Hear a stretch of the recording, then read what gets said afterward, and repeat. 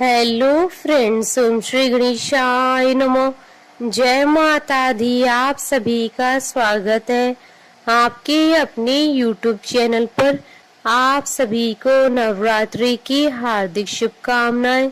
Friends, आज हम आपको इस वीडियो में बताने जा रहे हैं नवरात्रि के 7वें दिन माँ दुर्गा जी की 7वीं शक्ति माँ कालरात्रि जी की आराधना करने की पूजन विधि, व्रत कथा, महत्व और आज के दिन माँ को प्रसन्न करने के लिए क्या भोग लगाएं और माँ को कौन सा फूल चढ़ाएं और नवरात्रि के 7वें दिन किए जाने वाले उपायों के बारे में। फ्रेंड्स, वीडियो शुरू करने से पहले आपसे रिक्वेस्ट है, अगर आप हमारे चैनल पर नए हैं और आपने अभी तक चैनल को सब्सक्राइब नहीं किया है तो प्लीज सब्सक्राइब कीजिएगा चैनल को, साथ ही प्रेस कीजिएगा बेल आइकन को, जिससे नए वीडियो से रिलेटेड नोटिफिकेशन आपको तुरंत प्राप्त हो सके। और वीडियो पसंद आने पर वीडियो को लाइक और शेयर जरूर कीजिएगा ताकि सभी भक्तों को इस वीडियो का लाभ प्राप्त हो सके। और कमेंट बॉक्स में जय माता दी जरूर लिखिएगा।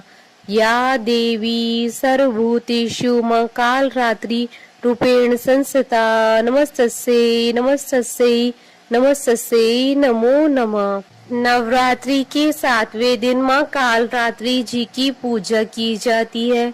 माँ कालरात्रि का स्वरूप अत्यंत ही भयानक है, लेकिन माँ का हृदय अत्यंत ही कोमल है।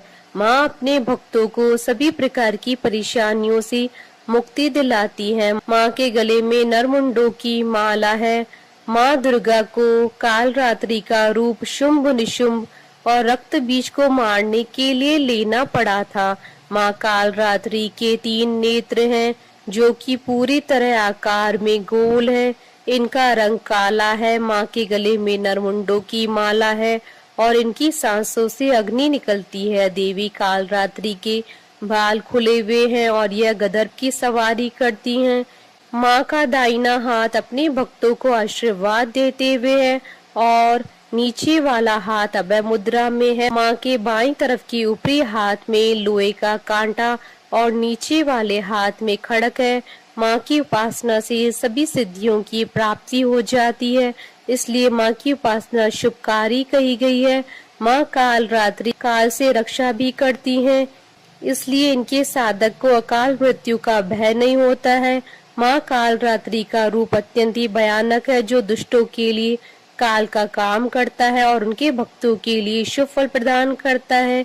देवी कालरात्रि जी की पूजा करने से भूत प्रेत, राक्षस, अग्नि भय, जल भय, जंतु भय, शत्रु भय, रात्रि भय आदि सब नष्ट हो जाते हैं। अगर किसी की कुंडली में सभी ग्रह खराब हो या फिर अशुभ फल दे रहे हो तो नवरात्र के 7वें दिन उस व्यक्ति को माँ कालरात्रि जी की पूजा अवश्य करनी चाहिए, क्योंकि सभी 9 ग्रह माँ कालरात्रि के अधीन है।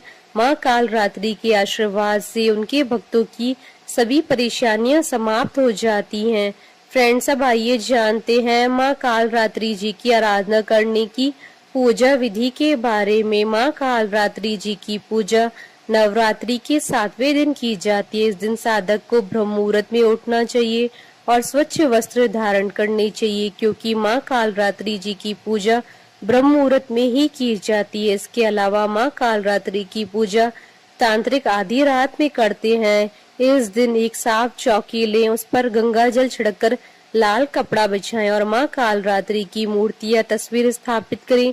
साथ ही कलश की स्थापना करें। यदि आपने पहले ही माँ दुर्गा की स्थापना की है तो आप वहीं पर माँ कालरात्रि के नाम से पूजा कर सकते हैं।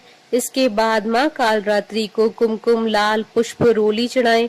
माला के रूप में माँ को नींबुओं की माला पहनाएं और उनके आगे तेल का दीपक जलाकर उनका विधिवत पूजन करें। यह सब चीजें अर्पित करने के बाद हाथ में फूल लेकर माँ कालरात्रि के ओम ऐं ह्रीं क्लीं चामुंडाय विचे, ओम कालरात्रि देव्य नमः, क्रीं क्रीं क्रीं ह्रीं ह्रीं हुं हुं क्रीं क्रीं ह्रीं ह्रीं हुं हुं स्वा मंत्र का जाप करें। इसके बाद माँ कालरात्रि की कथा पढ़ें या सुने। क्योंकि बिना कथा पढ़े या सुने पूजा अधूरी मानी जाती है। माँ की कथा पढ़ने के बाद उनकी कपूर से आरती उतारें और आरती उतारने के बाद उन्हें गुड़ के प्रसाद का भोग लगाएं, क्योंकि माँ कालरात्रि को गुड़ अत्यधिक प्रिय है। इसके बाद माँ से पूजा में हुई किसी भी गलती के लिए क्षमा याचना अवश्य करें।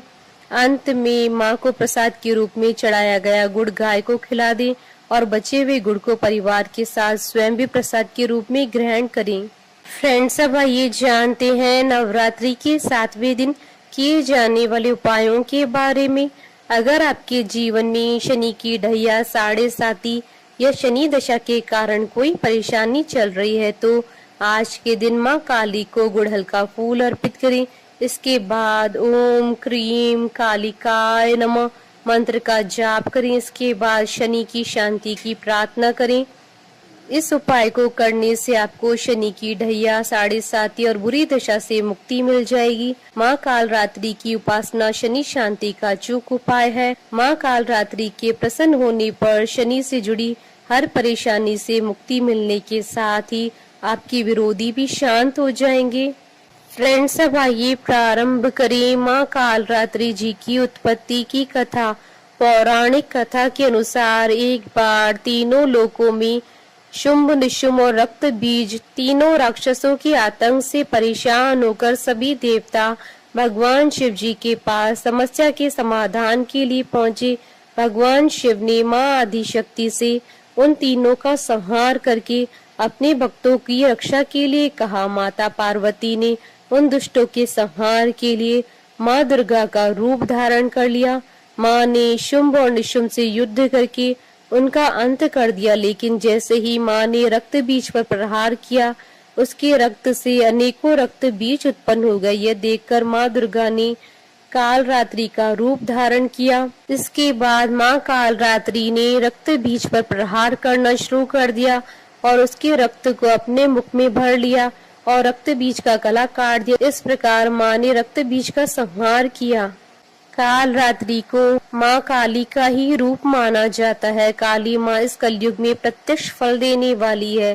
काली माँ, भैरव तथा हनुमान जी ऐसे देवी व देवता हैं जो शीघ्र ही जागृत होकर अपने भक्त को मनोवांछित फल देते हैं। काली के नाम व रूप अनेक है। इन्हें भद्रकाली, दक्षिण काली, मात्र काली व महाकाली भी कहा जाता है।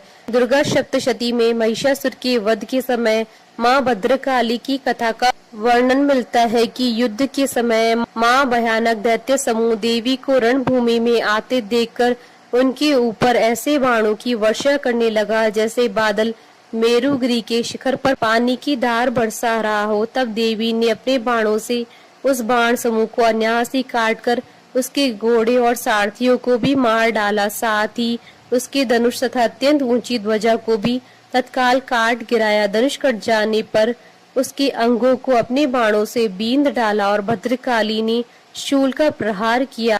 उससे राक्षस के शूल के सैकड़ों टुकड़े हो गए और वह महादैत्य प्राणों से हाथ धो बैठा। बोलिए माता कालरात्रि की जय। जयकारा माँ माईदा सच्चे दरबार की जय। हमारे साथ इस वीडियो में अंत तक बने रहने के लिए आपका धन्यवाद। ओम श्री गणेशाय नमः। जय माता दी।